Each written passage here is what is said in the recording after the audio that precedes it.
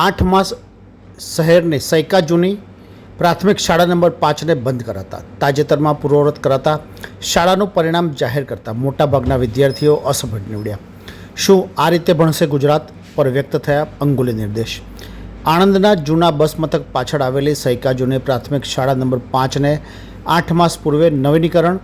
તથા ફાયર સેફ્ટીની સુવિધા ઊભી કરવા પર બંધ આવતા સામાન્ય અને મધ્યમ વર્ગના પરિવારના વિદ્યાર્થીઓ અન્ય શાળામાં અભ્યાસ કરવા મૂકવામાં આવતા વિદ્યાર્થીઓ દ્વારા તે શાળા સુધી પહોંચવા રેલવેના પાટા ઓળંગી જવાના પગલે શાળા જવાનું ટાળતા તાજેતરમાં સદર શાળા પુનઃ પ્રારંભ કરી વિદ્યાર્થીઓના પરિણામ જાહેર કરવામાં આવતા મોટાભાગના વિદ્યાર્થીઓ અસફળ નીવડતા શું આ રીતે ભણશે ગુજરાતના અંગુલી નિર્દેશ થવા પામ્યાનું જાણવા મળ્યું છે। સરકાર દ્વારા શાળા સત્રના પ્રારંભે શાળા મહોત્સવના આયોજન હાથ ધરી શિક્ષણને વેગ આપી ભણશે ગુજરાતના સપના સાકાર કરવા પ્રયાસ હાથ ધરવામાં આવતા હોય છે, પરંતુ આણંદ નગર પ્રાથમિક શિક્ષણ સમિતિ દ્વારા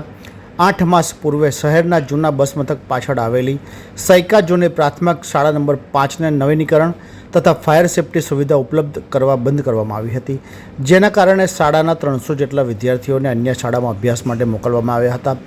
પરંતુ રેલવે પાટા ઓળંગીને અન્ય શાળામાં જવા પર જીવનું જોખમની સંભાવનાના પગલે કે ડરથી વિદ્યાર્થીઓ અન્ય શાળામાં ન જતા સૈકા જૂની પ્રાથમિક શાળા બંધનો વિવાદ ઉઠતા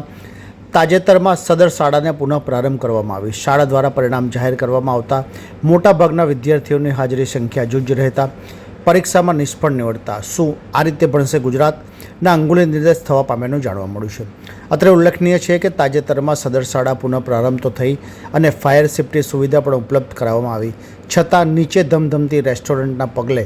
શાળા આગના અંગારા પરના સંદેહ વ્યક્ત થવા પામી રહ્યા છે। આ ઉપરાંત સરકારના શિક્ષણ વિભાગના પરિપત્ર અનુસાર